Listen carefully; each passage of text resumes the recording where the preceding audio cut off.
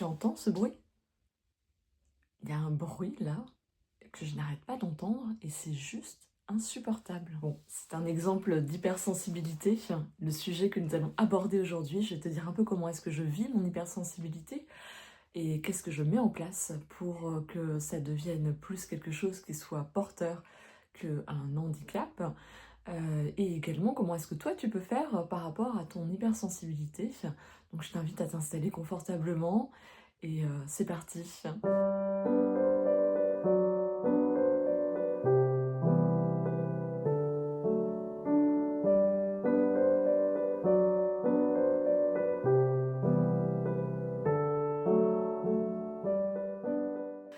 Hello, je suis ravie de te retrouver dans cette nouvelle vidéo. Enfin, pour ceux ou celles qui ne me connaissent pas, je m'appelle Charlotte Luicelli, je suis psychosophrologue et praticienne en Chiren-Sang. Je me définis comme une déployeuse de bien-être. J'accompagne les femmes à travers un chemin d'éveil et de conscience pour venir rayonner dans toutes les dimensions de leur être. J'accompagne aussi les enfants et les adolescents à retrouver confiance en eux et à devenir les héros de leur vie. J'exerce sur Sainte-Geneviève-des-Bois en Essonne. Je peux aussi faire quelques consultations en visio. Et sinon, tu retrouves toutes mes informations sur mon site internet, donc n'hésite pas à aller faire un tour. Alors pour l'hypersensibilité, déjà je me suis dit autant commencer par une définition. Donc la définition que j'ai trouvée via Google, c'est que l'hypersensibilité, c'est une sensibilité plus haute que la moyenne, c'est-à-dire une réactivité extrême aux stimuli, qu'ils soient internes ou externes. Donc il y a vraiment ça qui ressort au niveau de l'hypersensibilité. Alors moi, c'est quelque chose que j'ai mis du temps à comprendre parce que c'était pas un terme qui était utilisé, alors qu'aujourd'hui il est très courant, voire peut-être surutilisé, pas forcément toujours à bon escient. C'est une étiquette, tu vas me dire, mais pour autant ça permet de poser un mot sur une façon de percevoir le monde. Voilà, après le tout c'est de ne pas s'accrocher à cette étiquette, mais juste avoir cette compréhension-là, du coup ça peut changer sa façon comment dire, d'être avec soi-même et de ne plus chercher à être comme la norme quand il y a une forme d'incompréhension. En tout cas, ça a été mon cas pendant longtemps avant de saisir que je n'avais pas un problème, comme souvent on peut croire quand on n'arrive pas à rentrer dans cette norme, mais bien une façon d'être, de fonctionner, qui fait qu'il y a certaines choses que je ne peux pas faire comme tout le monde ou que je ne vis pas de la même façon. Une personne sur quatre qui est hypersensible au niveau, je crois, d'ailleurs je n'ai pas regardé, mais ça doit être au niveau national. Mais en tout cas, c'est très peu et c'est beaucoup en même temps. Donc je pense que si tu es ici, c'est que quelque part, si tu regardes cette vidéo, c'est que tu es toi aussi hypersensible. Donc soit tu le sais, soit tu te poses la question. Donc j'espère que mon vécu et aussi, on va dire, la théorie que je viens y apporter t'apportera des réponses. Et tu verras qu'en deuxième partie de vidéo, je te proposerai un tirage autour de l'hypersensibilité qu'on fera ensemble, de façon à ce que les personnes qui n'ont pas de tarot ou d'oracle puissent en bénéficier, mais également pour te permettre de cheminer aussi, comment est-ce que tu peux cheminer avec ton hypersensibilité à travers le tarot. Donc n'hésite pas, si auquel cas tu es au clair avec ça, à passer directement sur la deuxième partie de vidéo où je procède à ce tirage, où je te partage ce tirage-là que tu peux faire aussi en parallèle. Donc revenons à cette notion-là qu'en fait il y a peu de personnes, en même temps beaucoup qui sont hyper sensibles actuellement. Moi je nommerais mon hypersensibilité d'introverti pour différentes raisons. Je vais essayer d'abord de parler de moi, mon ressenti, de ce que j'en ai compris, et d'y amener un peu plus, on va dire, de théorie après, derrière, pour que je suis venue regrouper sur une petite feuille. J'ai bien fait mon travail, hein. Mais après, ma vidéo n'est peut-être pas très structurée, je me laisse aussi porter par ce qui me paraît juste au moment où je tourne cette vidéo. Alors pour ma part, je suis partie d'un constat, c'est-à-dire que j'étais constamment fatiguée. J'avais beau me reposer, j'étais épuisée de mes journées. Et c'était très redondant. Et je n'avais pas de moment où je me sentais vraiment paisible. Il y avait des choses que je remarquais, forcément, dès que j'étais plongée dans du monde. Après, j'étais assez fatiguée, mais je ne mettais pas de mots dessus.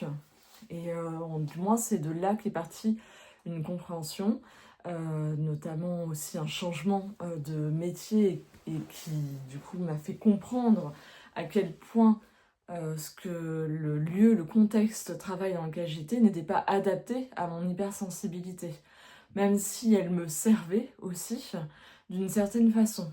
Donc pour ceux qui ne le savent pas, j'étais éducatrice de jeunes enfants en crèche, établissement d'accueil de jeunes enfants. Et en fait, j'étais baignée dans les stimuli, le bruit toute la journée. Mais à côté de ça, c'est vrai que j'avais cette capacité d'être en réelle empathie avec les enfants, avec mes collègues, avec les parents avec qui j'échangeais. Mais en fait, j'étais épuisée. Épuisée, mon corps me le disait à travers toutes ces tensions. Et avec le recul, je sais que c'était cette surstimulation auditive qui en fait me fatiguait le plus. Et que maintenant je reconnais, c'est-à-dire j'ai vraiment une sensibilité au niveau de l'audition, je vais percevoir beaucoup de choses et avoir du mal du coup peut-être à discriminer pour entendre juste ce qui m'intéresse. Par exemple, si quelqu'un me parle alors qu'il y a beaucoup de bruit autour, ça va être compliqué pour moi de l'entendre et donc je vais souvent faire peut-être répéter. Et ce n'est pas une surdité, mais c'est au contraire cette capacité, le fait de trop bien entendre. On parle hyperacousie, je crois que c'est ça le terme. Je ne sais pas, j'ai pas été testée, donc je peux pas confirmer ça, mais en tout cas c'est ce que je peux percevoir, parce que les fois où j'ai eu un doute, je sais qu'il y a il y a des choses où moi j'entendais et quelqu'un d'autre ne l'entendait pas, certains bruits. C'est vrai qu'il y a aussi dans l'hypersensibilité, il y a cette forme d'empathie qui est très forte et donc chez moi ça a toujours été hyper présent. Depuis que je suis enfant, j'ai toujours eu ce truc de saisir ce qui se passe chez l'autre. Tu comprends maintenant pourquoi je suis thérapeute et pourquoi ça fait entièrement sens pour moi d'être à cette place-là. Juste déjà, juste par mon hypersensibilité, c'est quelque chose qui est très présent et qui du coup se met déjà naturellement en place bien avant en fait après d'être formé et d'avoir cette posture de thérapeute bien évidemment qui ne s'acquiert pas de façon innée mais en tout cas après elle se travaille. C'est vrai qu'il y a cette hyper perception au niveau des stimuli qui était très présent chez moi donc je t'ai parlé de façon auditive, mais après également les stimuli visuels, c'est-à-dire que tu vois tout ce qui est magasin, je sais que ça va me fatiguer, ça va faire... je vais avoir du mal, ou du moins ça va me fatiguer après d'avoir été dans un endroit où où il y a beaucoup de stimuli visuels, de choses à voir, de personnes. S'il y a trop de monde et tout, je vais vraiment ressentir chaque personne présente. Donc là-dessus aussi, il y a des choses que petit à petit, en fait, avec le recul que j'ai pu identifier et que après je suis venue adapter.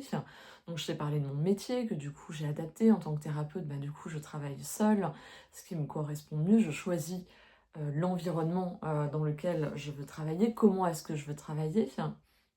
Donc tout ça est hyper important. Mais après aussi dans mon quotidien, je suis venue également adapter.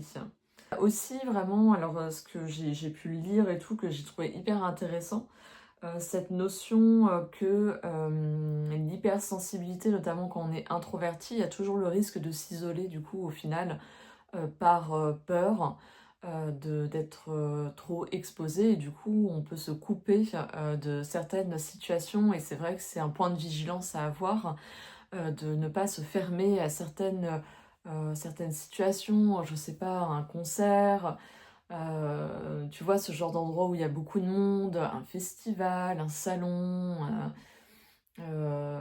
voilà, c'est vraiment le genre de truc qu'on pourrait peut-être avoir tendance à éviter ce genre de lieu et pourtant après il y a des choses à prendre qui sont hyper riches et intéressantes.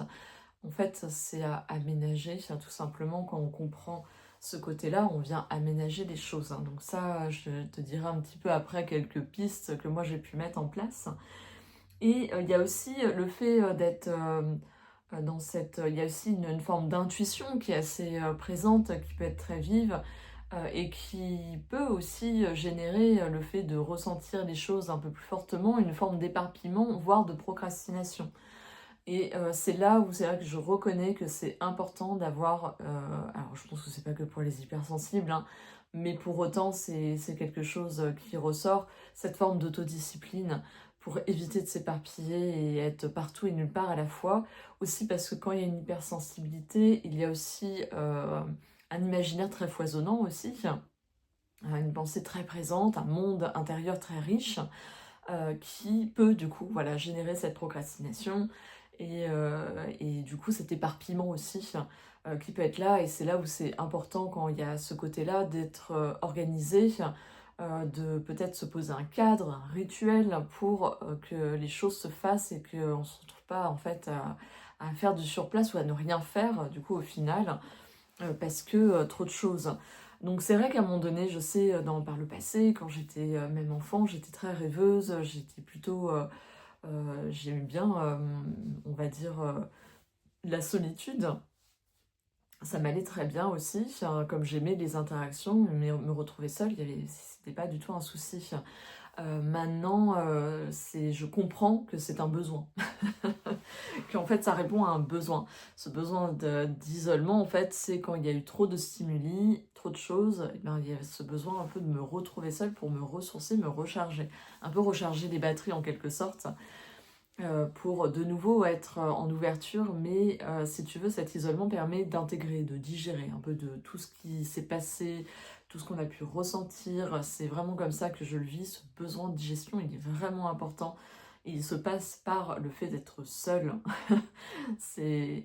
Donc c'est pas évident pour tout le monde de l'entendre, même dans l'entourage, de comprendre ce besoin de se retrouver seul pour se recharger, intégrer tout ce qui s'est passé. C'est vrai que j'essaye de le faire et je me rends compte que des fois j'ai quand même un contre-coup, tu vois, le lendemain, si j'ai pas bien pris ce temps-là, il y a ce truc qui fait que je vais être fatiguée. Fatiguée et je vais apprécier si voilà, il y a personne à la maison, ça va pas être un souci pour moi. C'est aussi pour ça que finalement l'accompagnement individuel me correspond très bien, vu que ça permet de concentrer mon énergie sur une personne et pas plusieurs personnes. Car il y a aussi ça, cette empathie fait que je vais ressentir l'émotion, l'énergie de l'autre de façon peut-être plus amplifiée que quelqu'un qui n'a pas cette forme d'hypersensibilité. C'est aussi ça qui me permet d'avoir cette capacité de me connecter de cœur à cœur et donc du coup de ressentir les choses et d'être assez juste dans ce que me renvoient les personnes, de tomber juste dans les mots que je vais y poser pour permettre à la personne d'y porter une conscience.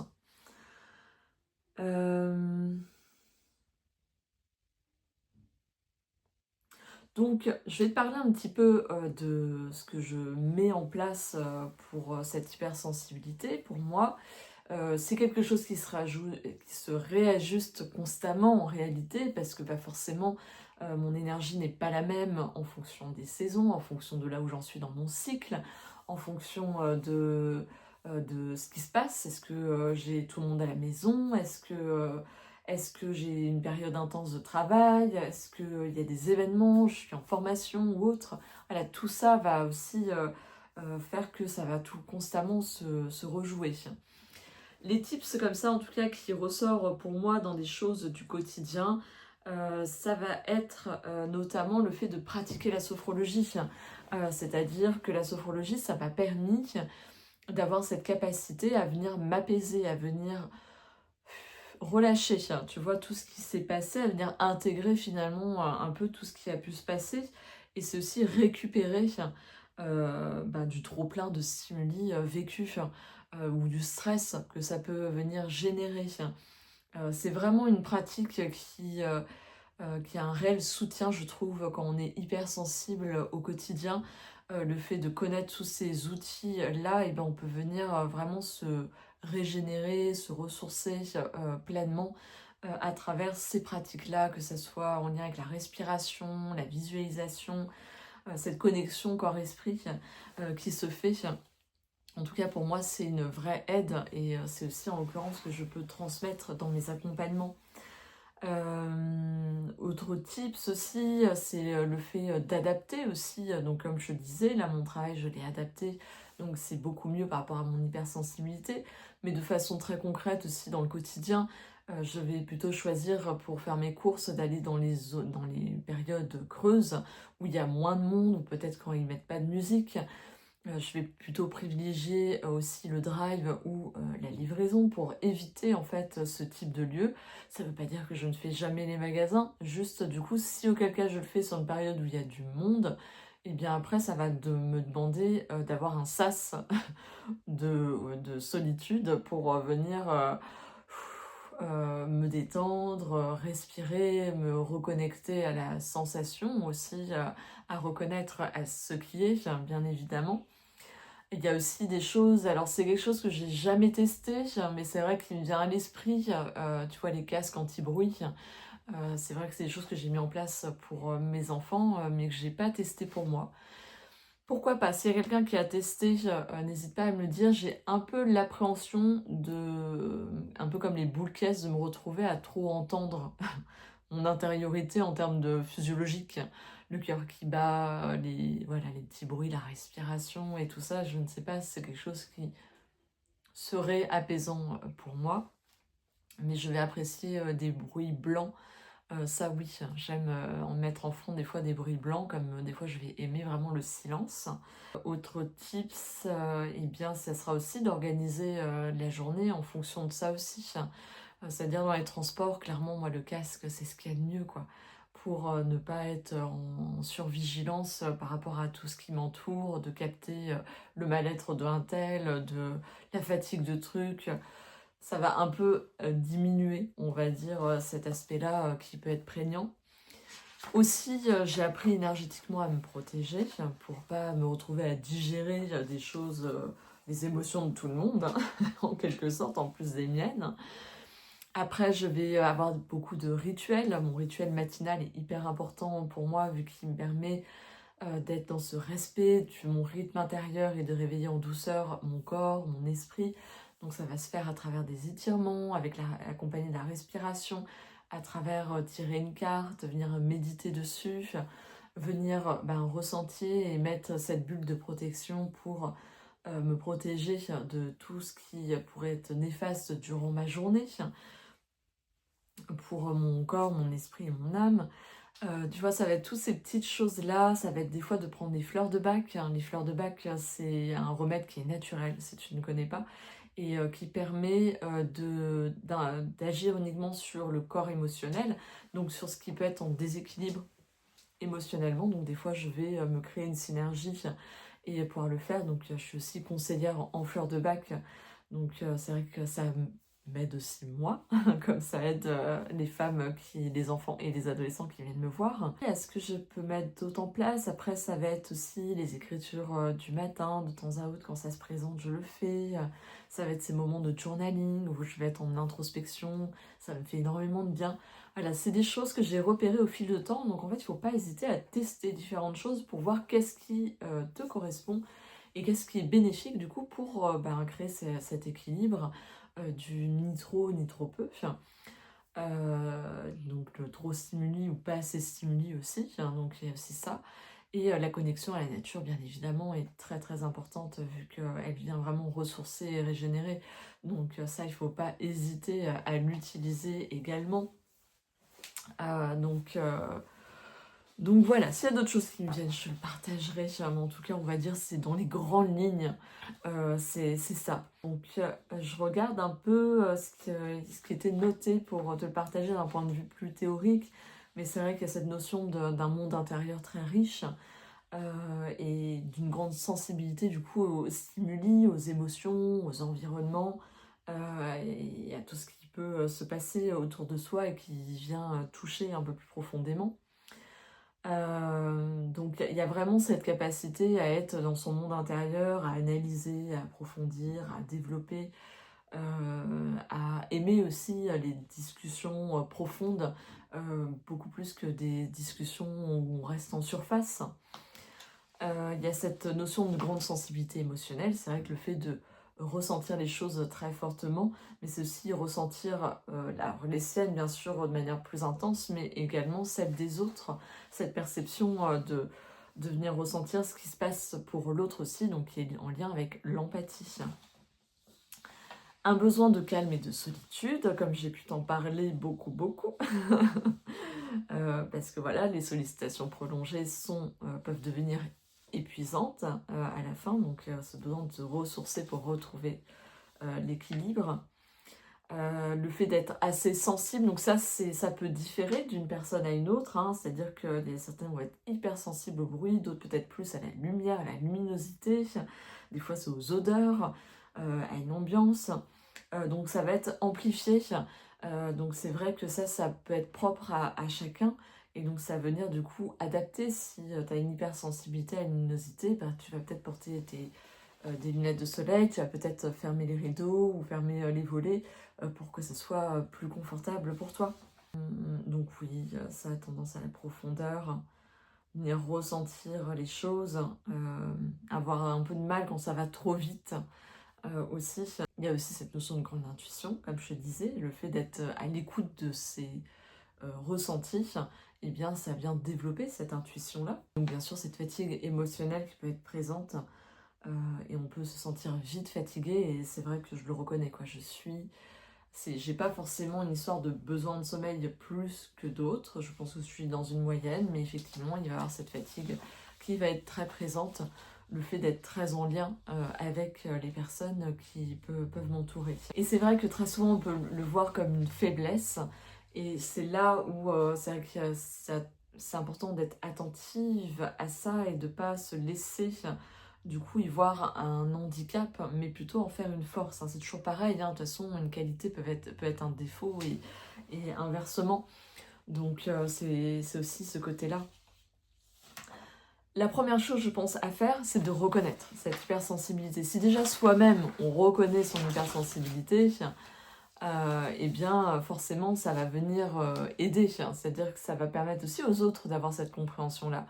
Parce que du coup, si on rejette cette hypersensibilité ou qu'on la refuse, quelque part on se met en tension, on crée plus de tension, mais aussi l'autre va nous renvoyer des trucs de comment c'est que t'es tout le monde fatigué, non mais ça va, là c'est rien, arrête. Voilà. Hypersensibilité ne veut pas dire hyper-émotivité automatiquement, hein. Il y a aussi ça, je veux dire, toujours être dans une nuance où en fait chacun est unique aussi à travers cette hypersensibilité. Il y a juste on va dire, des choses générales qui peuvent être un peu plus perçues chez ces personnes-là. Donc il y a des choses qui sont importantes du coup à mettre en place, donc cette acceptation bien évidemment, mais du coup à travers cette acceptation, c'est aussi mettre des choses en place dans son quotidien, c'est honorer son besoin de solitude, c'est aussi apprendre à poser ses limites, c'est-à-dire vu qu'il y a une certaine empathie, il peut y avoir cette tendance à avoir des difficultés à dire non, parce qu'on va ressentir ce qui est important pour l'autre, tout ce qui se passe pour lui. Et donc là, c'est là où on peut se retrouver dans un relationnel qui va être drainant et donc épuisé derrière, à créer une saturation, du trop-plein. Il y a aussi le fait le fait de revenir régulièrement au corps, ça permet aussi d'écouter quel est le besoin exact, hein, comme le corps ne ment jamais en réalité, donc le fait de revenir dans le ressenti, ça permet de comprendre en fait où est le besoin, de mieux saisir, ah là, clairement je sens que c'est pas possible pour moi, là maintenant, ou voilà, est-ce qu'on peut différer cette sortie-là, ou ce truc, donc, ou comment est-ce que je peux aménager, j'ai besoin un peu d'aller plus loin seule, et c'est ok. Donc le fait de revenir régulièrement au corps, ça permet de venir ressentir pleinement ce qui est juste pour soi à un instant T. Donc ça aide aussi, le fait de revenir au corps, à venir créer cet apaisement. Notamment, je peux parler de sophrologie à travers la relaxation, la méditation, du yoga. Voilà, ces choses-là vont être vraiment appréciables quand on a cette hypersensibilité-là. Et puis le fait de venir reconnaître ce qu'on ressent, quelque part on permet à ce ressenti de circuler et de ne pas stagner à l'intérieur de soi, le fait de le reconnaître, déjà on vient le diminuer en intensité, et derrière de pouvoir répondre par une réponse qui corresponde et qui permette d'apaiser. Il y a aussi le fait de créer un environnement adapté également. Effectivement, si tu as besoin, c'est un environnement qui est hyper bruyant, c'est de voir comment est-ce que tu peux adapter ça pour ne pas tout le temps y être. Il y a des fois on n'a pas le choix, mais il y a des choses qu'on peut venir réajuster, adapter. C'est vraiment des fois des petits aménagements qui vont tout changer. Par rapport aux objets aussi qui t'entourent, est-ce que ça te fait du bien ou est-ce que tu sens que ça te rajoute trop de stimuli? Donc là pareil, hop, c'est retrouver un équilibre. Ça va être toutes ces petites choses-là qui vont vraiment être aidantes. Je pense que tu as déjà pas mal de choses qui peuvent du coup t'aider et t'accompagner. Et nous allons pouvoir passer au tirage qui est accueillir mon hypersensibilité. Et du coup, je vais le faire pour toutes les personnes qui regardent cette vidéo. Donc je vais changer l'angle de vue pour que tu puisses avoir une appréciation des cartes qui sont tirées, que tu puisses profiter aussi de ce moment. Et recoucou, nous revoilà ici pour le tirage de cartes autour de l'hypersensibilité. Donc moi j'ai sélectionné 2 jeux, un tarot et un oracle. Tu peux bien évidemment faire le tirage pour toi si tu le souhaites avec ton propre jeu.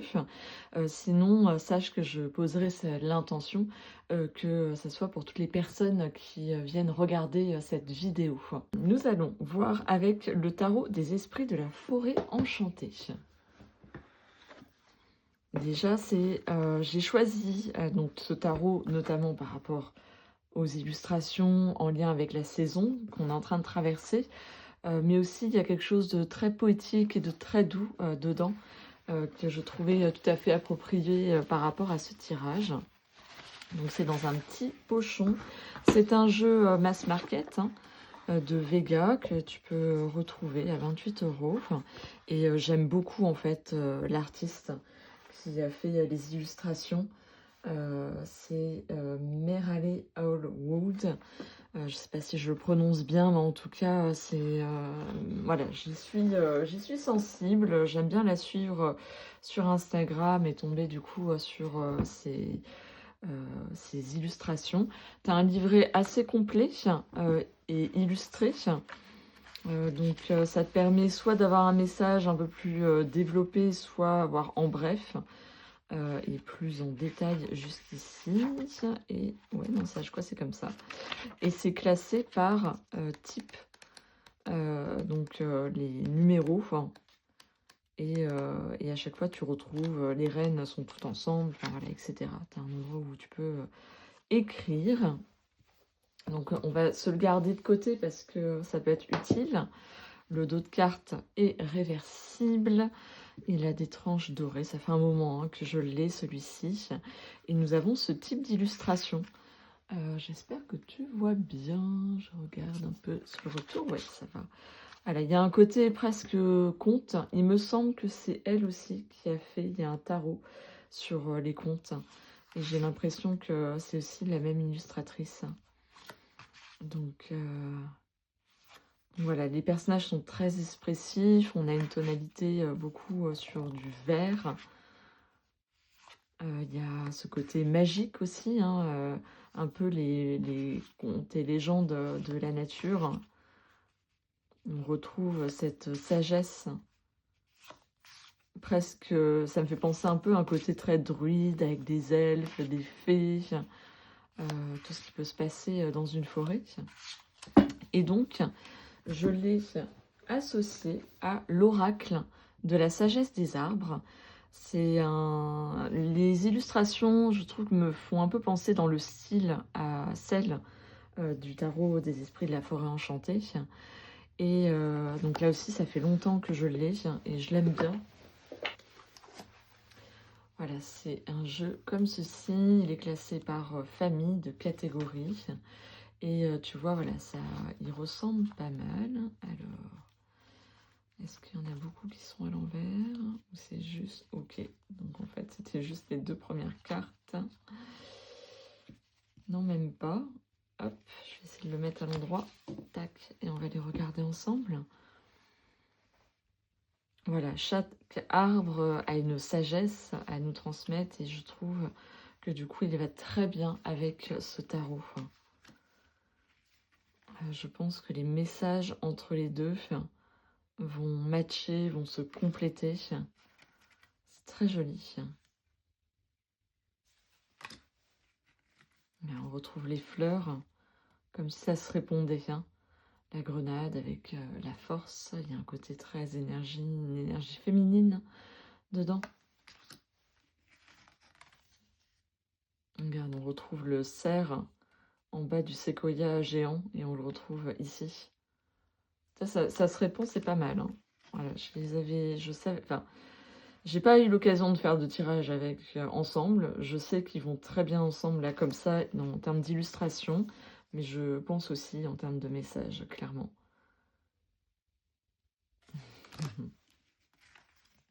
Intéressant.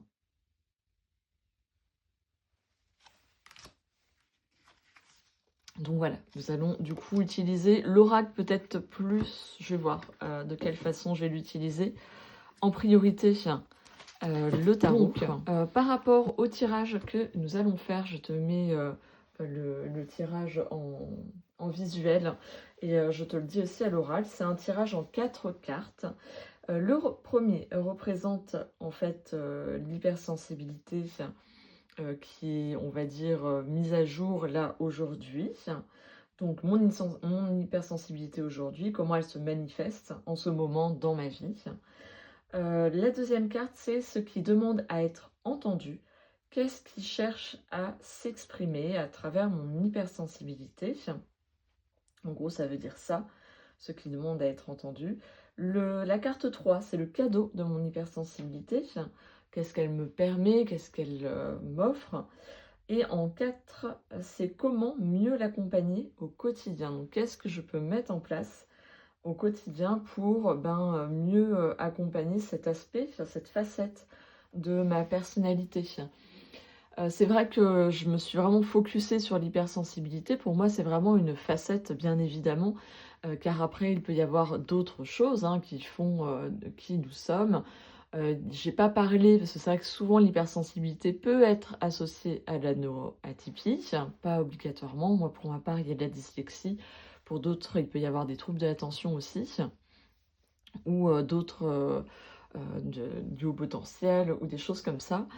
Voilà, là je ne l'ai pas mis en avant, c'est vrai que l'idée c'était vraiment de prendre juste cette facette-là. Pour moi, on est un peu comme un diamant, et on a plusieurs facettes qui fait que nous sommes la personne qu'on est pleinement. Il y a aussi notre histoire, notre éducation, nos liens transgénérationnels, qu'est-ce qu'on nous a été transmis, euh, ce qu'on a pu vivre, nos expériences de vie, bien évidemment. Notre genre aussi va venir influencer également toute cette partie-là. Donc voilà, donc là, vraiment focus, hypersensibilité, tout ce qu'on a pu dire juste avant. Et donc nous allons voir avec le tarot des esprits de la forêt enchantée, qu'est-ce que ça vient dire. Donc déjà, on va venir se centrer, s'enraciner, c'est toujours très important, notamment dans la pratique du tarot, pour être pleinement connecté au message qu'on a besoin de recevoir, mais pleinement ancré dans la matière, dans l'ici et maintenant, dans l'instant présent. Donc nous allons tirer une carte qui représente l'hypersensibilité qui est visible là, que ce soit pour les personnes qui regardent cette présente vidéo. Quelle est l'hypersensibilité, la facette de l'hypersensibilité, si on peut dire qu'il y a aussi des facettes à l'intérieur même de l'hypersensibilité, qui ressort aujourd'hui. Et nous avons l'as de défi. Il me semble que c'est en lien avec, vu qu'elle a renommé les familles, avec l'as d'épée. Nous avons un très beau corbeau blanc. Donc déjà, ça recèle, je trouve, de sa particularité. Et en tout cas, là, on va dire que déjà, si on est sur l'élément air, pardon, épée, eh bien, il y a cet aspect de de la pensée, de l'intellect, de ce que ça vient émerger. Donc il y a peut-être de ça dans l'hypersensibilité là aujourd'hui pour chaque personne qui regarde. C'est le fait qu'elle vient d'intégrer, on va dire, monter peut-être au niveau de la pensée, d'une compréhension nouvelle de ce qui est, et donc quelque part de chercher à comprendre exactement ces différentes dimensions à mon hypersensibilité. Donc, l'as de défi, tac, tac, tac. Donc, toc, toc. Là, tu vois, l'as, ils mettent, chaque as est un allié magique, un compagnon de voyage qui vous accompagne dans la forêt enchantée. Les as vous donnent les outils magiques à utiliser pendant votre quête. Un bâton, un miroir d'eau, une flèche en argent ou une bague de guérison. Quand un as dans un tirage considéré, c'est un signe positif. Avoir plus d'un as, et encore mieux, l'univers vous offre une main chanceuse. Ok. Donc on va s'intéresser à l'as de défi. Je vais peut-être pas tout lire, parce que sinon ça va durer longtemps, mais en tout cas tu peux mettre une pause et le lire. Je vais regarder là ici en bref, intelligence, discernement, compréhension, concentration, stratégie. Un avantage lors d'un défi ou d'un conflit. Plus en détail, un tir de flèche en argent pur tiré directement dans le cœur fait sortir toute la malveillance d'un adversaire. Cela peut également avoir lieu sur un plan éthérique. Ok, donc là, mon hypersensibilité aujourd'hui, elle se manifeste à travers ma communication, ma capacité à communiquer avec le cœur, c'est-à-dire de descendre au niveau du cœur et aussi de savoir guider l'autre sur ce chemin de descendre au niveau du cœur, de faire ce chemin du mental au cœur. D'où cette spécificité qu'on a parlé juste avant, en plus de l'hypersensibilité, en lien avec cette empathie qui est très présente. Et je pense qu'elle vient nous parler de ça là maintenant. Nous allons voir maintenant ce qui demande à être entendu. Qu'est-ce que mon hypersensibilité, donc l'hypersensibilité de toutes les personnes qui regardent cette vidéo, cherche à s'exprimer. Qu'est-ce qui cherche à s'exprimer?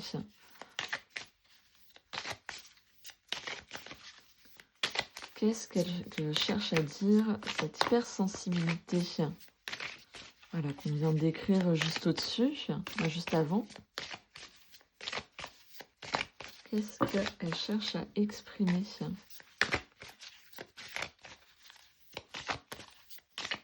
Voilà, pourquoi c'est ça qui est mis en avant? Qu'est-ce que ça cherche à exprimer? Wow, wow, wow. Hop là. Ok, il y a deux cartes qui ressortent. On est sur la forge, donc en 14, arcane majeur, associé au 3 de bénédiction. Ok, donc il y a quelque chose de très, je trouve, élémentaire par rapport au fait qu'on vient façonner et en même temps vu qu'il y a ce côté où on vient associer les plantes à une potion, on vient engrammer, et donc on vient retrouver en plus cette notion de communication de mots à travers ça. Et donc qu'est-ce qui demande à être entendu? C'est sûrement l'expression de mon hypersensibilité.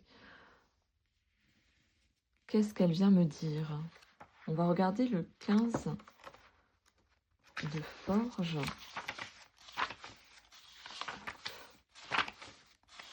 Voilà la forge qui est juste ici. Voilà, c'est un peu l'équilibre, tempérance, bien évidemment. Cette notion, donc, de trouver la meilleure forme. Avec la forge, on vient du coup forger une lame, là ici, en l'occurrence. Harmonie des éléments, force qui naît de souffrances vécues et surmontées. Plus en détail, les voluptes magiques qui entourent les nains contiennent de petits symboles évoquant les éléments. Donc on retrouve l'association des 4 éléments dedans. Et du coup, elle vient façonner quelque part son hypersensibilité, c'est comment est-ce qu'on vient la façonner, comment on vient, du coup, voyager à travers aussi les 4 éléments qui, soutiennent, notre expressivité. Là, c'est quelque part aussi, son expression, elle découle bien évidemment de toutes nos expériences. C'est-à-dire qu'est-ce qui fait que on va être plus enclin à l'accueillir, cette hypersensibilité, ou au contraire à essayer de la cacher? Et comment en fait à chaque fois elle cherche à ressortir. Donc comment est-ce que je peux venir quelque part, y porter une reconnaissance et l'intégrer en fait? À travers la forge, on vient intégrer aussi cette, facette-là. Donc c'est un peu ça qui cherche à s'exprimer. Elle va être reconnue et intégrée aussi, comme faisant partie prenante de tout un ensemble, de tout l'ensemble de notre personne, de toutes les facettes qui sont, dont on a parlé juste avant. Et le 3 de bénédiction, hop, on est au niveau du 4, allons sur le 3 de bénédiction. Juste ici, il y a cette notion de coopération, séparer certaines choses pour les faire entrer dans un plus vaste ensemble, tant fécond en joyeuse compagnie. Donc plus en détail, la potion magique contient des ingrédients tels que le polypore, l'amanite, tumouche, les bolets, la chanterelle, le romarin, la mandragore, la menthe, les pignons de pin et les rires. C'est toute une potion magique. On peut venir travailler, si on le souhaite, avec les différentes plantes, venir voir qu'est-ce qu'elles viennent dire, leur symbolique à chacune. En tout cas, il y a cette notion effectivement de que quelque part, l'hypersensibilité, elle vient coopérer, elle vient nous aider, elle n'est pas là en tant que quelque chose qui vient nous freiner ou nous empêcher, mais au contraire, c'est une facette qui est nécessaire et qui va nous aider à avoir une meilleure compréhension peut-être de nos expériences passées pour mieux l'intégrer, mieux qu'elle puisse servir à travers nos expériences de vie. Qu'est-ce qu'elle vient nous dire? C'est comme si elle venait assembler tous les ingrédients et qu'elle en était l'expression. Qu'est-ce qui fait qu'elle s'exprime chez moi? Est-ce que c'est parce que j'ai une plus, comment dire, une sensibilité plus accrue au son, au contraire au toucher? Est-ce que je ressens vivement les choses intérieurement? Ou est-ce que l'extérieur, voilà, il y a des choses qui ressortent un peu plus, je suis plus sensible à la lumière, voilà, toutes ces choses-là qui font mon hypersensibilité. Et donc nous allons voir quel est son cadeau derrière ça. Voilà, qu'est-ce que ça va nous permettre, le fait d'intégrer pleinement son hypersensibilité par rapport à son expression et qui toutes les expériences de vie font qu'on la comprend mieux aussi, qu'on va être du coup moins en rejet si on regarde à quel moment elle s'est exprimée et comment elle vient nous aider quelque part à mieux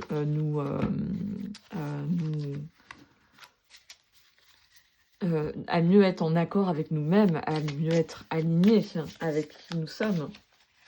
Donc son cadeau à cette hypersensibilité pour toutes les personnes qui regardent cette vidéo. Ok, décidément, il veut nous en donner plusieurs de cartes. Donc, le cadeau, est-ce que tu vois? Oui, tiens, ok. Waouh, on a le 2 de vision. Il y a vraiment cette notion d'effet miroir, effet contraire, mais aussi comment ça vient se compléter. Je vois le yin et le yang. Et le 10 de formule magique.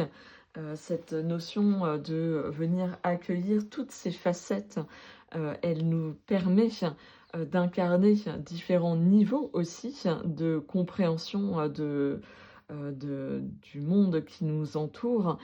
Et plus on vient les accueillir, plus elles viennent, on va dire, se compléter, s'équilibrer à travers, du coup, ce 2 de vision. Alors, regardons déjà le 2 de vision. Hop, c'est magnifique. Ces 2 personnes comme ça, il y a cette forme de sororité aussi à travers ces 2 femmes qui sont complémentaires et très différentes en même temps.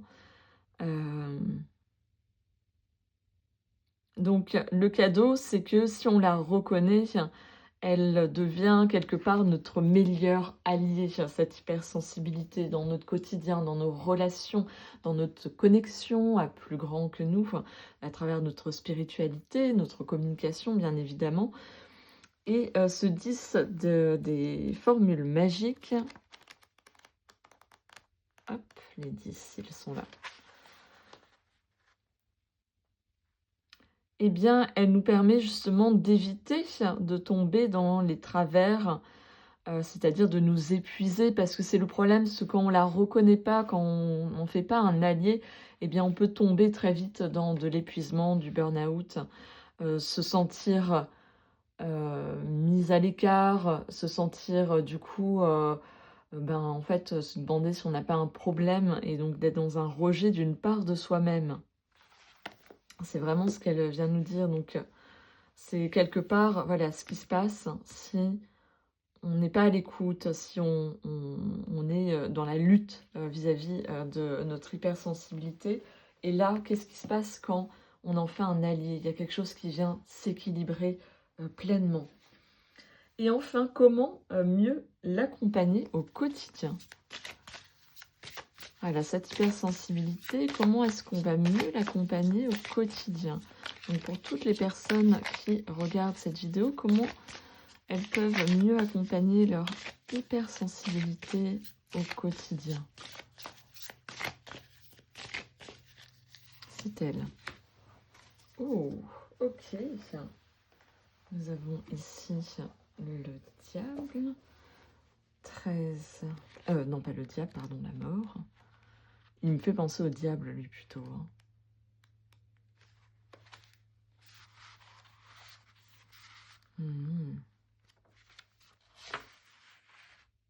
Oui, il est là, tu vois. C'est le menteur. En fait, oui, forcément, c'est la mort. C'est le chien, c'est la fameuse, tu sais... je sais plus si c'est plutôt côté Grande-Bretagne où il y a cette légende avec ce chien noir, si on le voit apparaître, qui est une mauvaise augure. La connaissance du temps limité, signe d'un changement, évolution.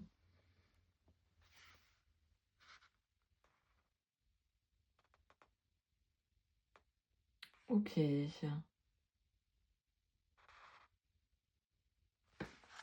Donc, comment mieux l'accompagner au quotidien, cette hypersensibilité? Eh bien, c'est en l'accueillant, bien évidemment, en sentant que rien n'est acquis aussi, de ce que j'entends. C'est-à-dire qu'on a beau connaître son hypersensibilité, elle est quand même très en lien avec les cycles. Et donc, elle peut s'exprimer des fois plus ou moins fort en fonction, on en a un peu parlé en première partie de vidéo, en fonction de son état d'être. À ce moment-là, elle va être plus ou moins... est-ce que je serai plus à l'écoute? Est-ce que je la refoule? Est-ce que je suis en ce moment fatiguée? Et donc, du coup, ça vient s'exacerber à certains moments. En fonction de la saison aussi, là, il y a plus de lumière. Du coup, elle va être peut-être différente que quand il y a moins de lumière. Je pense que ça vient dire tout ça et on va venir du coup compléter sur comment mieux l'accompagner au quotidien avec la sagesse d'un arbre.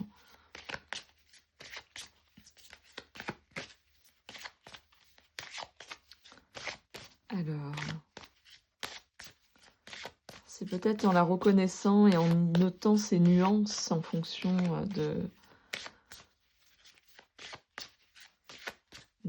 voilà, de ce qu'on vit à chaque moment, de ses émotions dominantes. Ok, nous avons le ou, hein. Il y a vraiment le ou qui est en lien avec Yule. Donc là, c'est plus au niveau des feuilles, vu qu'on est sur du vert. Voilà, juste là. Tu vois, c'est la famille. Hop. Feuilles, voilà, sagesse. Ok, donc nous allons avoir le message à sagesse du ou. Le ou est en lien avec la vérité. Le message du déva du ou. Avec mes feuilles pointues et mes baies écarlates, je suis dans l'un des arbres les plus reconnaissables de la forêt. J'ai de puissantes associations avec la spiritualité et je représente la vérité. Laissez-moi vous aider dans votre quête de véracité. Donc, droite, son message, c'est en fait, ils ont choisi de faire les deux sens. Ne confondez pas les faits et la fiction, ou la pensée rationnelle et le fait de prendre ses désirs pour des réalités. Ce n'est pas le moment de donner libre cours aux fantaisies et aux rêves inutiles. Écoutez votre conscience afin qu'elle vous guide vers l'honnêteté et la véracité. Et le petit texte, c'est surtout les baies rouges qui rappellent fortement Noël. Pendant des siècles, le rouge a été considéré comme un puissant éradicateur du mal. Ainsi, les branches de houx portant des baies combinant la décoration et la protection spirituelle. Sans aucun doute, on pensait que les feuilles couvertes d'épines éloignaient les esprits malins. Le bois de houx est blanc et sa structure est délicate. Il est couramment utilisé dans la marqueterie ornementale et parfois aussi dans certaines parties des instruments de musique. Les feuilles mortes de certaines espèces de houx sont consommées en tisane, tandis que d'autres sont vomitives. Ok. Donc là, par rapport à ce houx, il y a cette notion de, au quotidien, comment est-ce que ça va mieux l'accompagner, cette hypersensibilité au quotidien? Quelque part, c'est de l'écouter.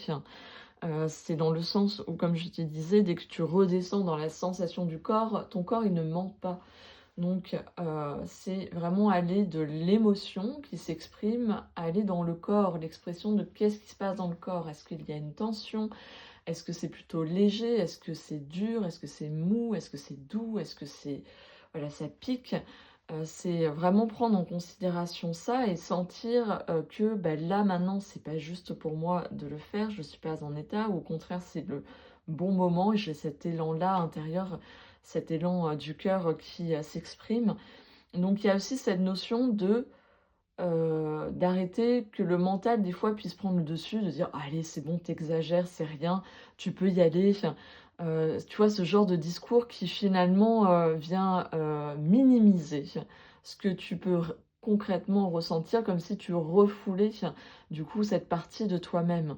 Et en fait, non, c'est très souvent, c'est parce qu'il y a une comparaison aux autres qui fait qu'on peut avoir ce type de discours: «Ben regarde, les autres ça va, pourquoi est-ce que toi tu t'en fais une montagne? C'est bon, allez, tout va bien, passe à autre chose». Et en fait, non, c'est, vraiment de venir reconnaître ça et dire: «OK, j'ai cette facette-là en moi qui fait que, là apparemment dans cette situation, il y a une majorité qui vont plutôt vivre les choses comme ça et là pour moi, ça va être plutôt comme ça». Et donc je vais pas le refouler, je vais l'accueillir, l'entendre et peut-être voir s'il y a, quelque chose qui va permettre de venir, juste le digérer, l'intégrer, le faire passer. Il y a des fois des actions qu'on peut mettre en place dans le quotidien qui vont nous aider. On en a parlé en première partie. Des petites choses qui font que ça va être porteur et aidant. Moi, je partageais le fait que j'ai toujours besoin le matin d'un temps où je suis seule et où je vais prendre le temps d'accueillir mon état d'être, de comment est-ce que je me sens, à mon réveil, d'aider mon corps à se réveiller en s'étirant, de tirer une carte qui vient quelque part exprimer quelque chose, une attention sur laquelle je vais, porter mon attention durant la journée. Voilà, ça va être toutes ces petites choses-là, que tu vas pouvoir mettre en place. Ça va être dans les moments où tu dis non aussi, que tu vas t'écouter. Qu'est-ce qui est là primordial? C'est-à-dire il y a des fois, on va poser, des actions précises qu'on aimerait faire durant notre journée et finalement notre état d'être va pas nous le permettre, ça va pas être l'idéal. Et donc comment est-ce que du coup je vais considérer ça et du coup le reporter à un autre moment, un autre jour qui sera beaucoup plus propice par rapport à mon état d'être? Bien sûr, hein, toujours à prendre en considération avec, si on est une femme, avec son cycle, menstruel, car effectivement, on va savoir qu'il y aura des moments qui seront plus propices à certaines choses aussi. Donc ça, il faut pas hésiter aussi à regarder, ce côté-là si tu es une femme, à être attentive à ça, même en étant ménopausée. Parce qu'il y a souvent cette idée que ça y est, quand on est ménopausée, il y a plus rien et non, en fait, pas du tout. C'est vraiment comprendre que la ménopause, c'est l'incarnation du cycle dans sa totalité, tout le temps, tous les jours. Il y a plus de phase précise, c'est on incarne tout à la fois. On est riche, de, cette expérience qui a duré environ 40 ans. Donc ça continue à s'exprimer à travers nous, mais de façon, plus peut-être spontané ou à certains moments de sa journée ou sur une période. Mais il y aura plus de, comment dire? De règles, c'est le cas de le dire. Donc voilà. J'espère que ce tirage t'aura plu. Comme tu vois, c'est assez complet. Donc si on doit faire une petite synthèse de ce tirage, de ce qu'il y a à retenir, c'est que voilà, ton hypersensibilité, elle t'invite aujourd'hui à descendre dans ton cœur. Si tu es trop dans le mental, descends dans le cœur ou à venir accompagner l'autre à venir descendre au niveau de son cœur, faire ce chemin mental, cœur, sentir que, grâce à cette particularité, il y a cette empathie qui est là et donc on peut venir, grâce à ça, à aider, à accompagner les autres, mais aussi soi-même à descendre dans cette empathie vis-à-vis de soi-même. Ensuite, ce qui demande à être entendu en ce moment, c'est justement de, comprendre que toutes nos expériences de vie, font, la particularité de notre hypersensibilité et aussi c'est là-dedans qu'on trouve les réponses. Comment est-ce que je vis mon hypersensibilité? Eh bien, je peux le voir à travers mon expérience de vie et c'est ça qui donne, cette potion magique qui est, l'expérience, de vie et l'hypersensibilité qui en ressort. Voilà, comment elle vient s'exprimer concrètement. Donc c'est vraiment ça, c'est, avoir ce regard sur nos expériences de vie et l'expression de notre hypersensibilité à travers ça, pour, pouvoir derrière, déjà saisir son cadeau. C'est-à-dire que si je suis à l'écoute, si j'en fais un allié, et bien son cadeau, c'est justement de, m'apporter cet équilibre. C'est justement cette notion de ces 2 énergies, et m'éviter de tomber dans les travers de quand je ne veux pas l'écouter et que je force les choses qui m'amènent à l'épuisement. Et comment mieux l'accompagner au quotidien? Eh bien, c'est de venir l'écouter et la reconnaître tout simplement. La reconnaître à travers son propre cycle d'expression aussi, comment ça monte et hop là, après ça vient redescendre, à travers des choses qu'on vient mettre en place concrètement dans son quotidien. Je suis sortie, j'ai vu énormément de monde dans ma journée.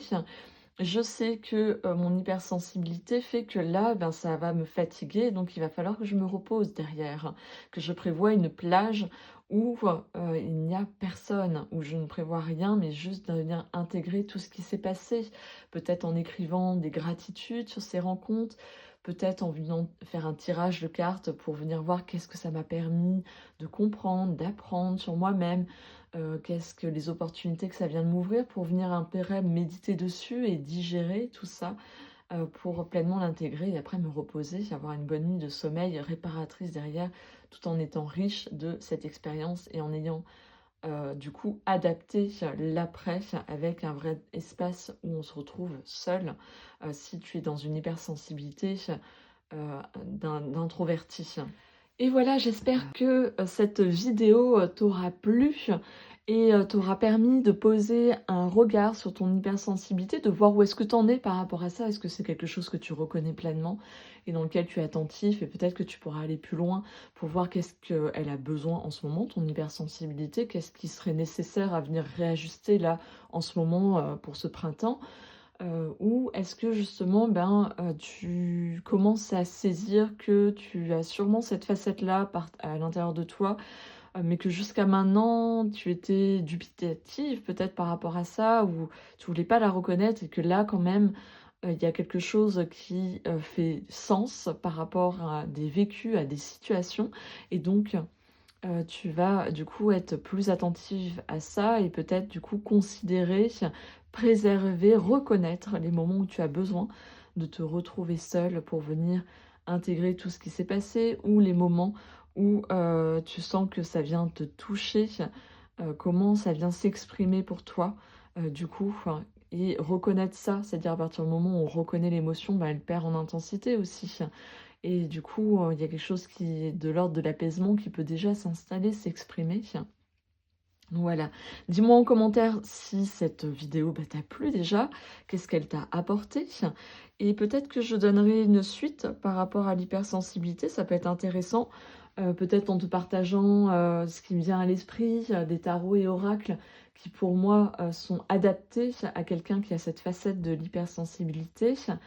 Ou peut-être une autre vidéo sur des tips très concrets, comme là, celui de ce tirage de tarot, mais peut-être d'autres pour accompagner ton hypersensibilité, peut-être une méditation autour de l'hypersensibilité pour aller un cran plus loin autour de ça. N'hésite pas à me partager si c'est des choses qui pourraient te plaire ou s'il y a des idées qui te viennent pour que je puisse les considérer et puis voir si effectivement ça peut être l'objet d'une prochaine vidéo. Enfin, voilà, je t'invite à prendre soin de toi.